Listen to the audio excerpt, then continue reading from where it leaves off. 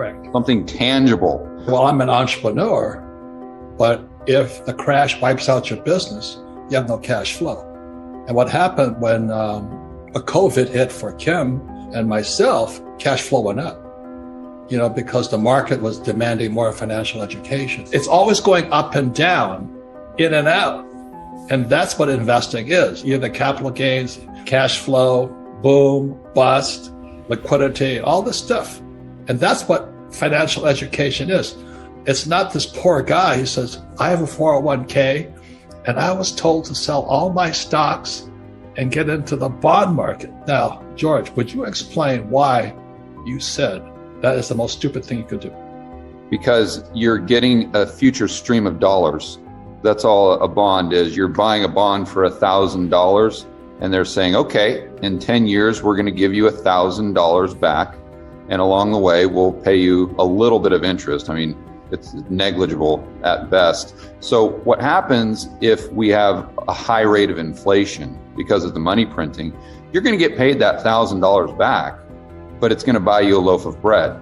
So you don't get back your purchasing power. You only get back your dollars. See, when I look at this stuff, I'm looking at the relationship between equities or stocks and bonds.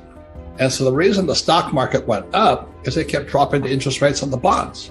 So, when I started off, interest rates were about 16%. Right. So if I had a bond, I was getting 16% interest. That was a very valuable bond. If they dropped the interest rate to 14%, my 16% bond was more valuable. That makes sense. It's like my cash flow from the bond or the dividend was good. And so when the market kept crashing, they dropped it to 8. And today, I think it's about 2.5 on the long bond. So as to keep the stock market up, they had to keep dropping the bond prices down. And now we're at zero. They call it the zero bound. Yeah. And that's where Japan is. Yeah, for a long time. If they can't keep dropping that bond price, the stock market comes down. So that's the correlation between equities, stocks, and bonds. So this is my question, George. So let's say today bonds are 2%. What happens if it goes to 5%? Because inflation comes in, they have to raise the bond rate to 5%. What happens to the 2-year bond? The value of the bonds purchased at 2% goes down. Yeah, and that's what that guy did.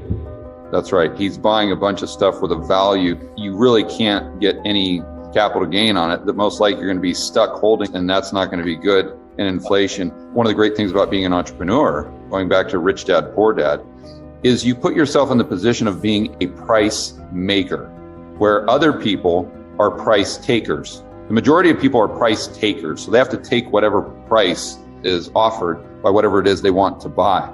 But the real estate owner, the apartment owner, let's say, or the business owner can raise their prices if the rate of inflation is going up.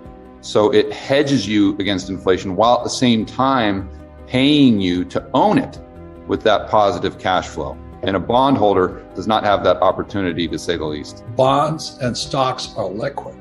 Real estate's not. So it's like that guy buying a bond at 2%. Nobody wants it if it's 5%.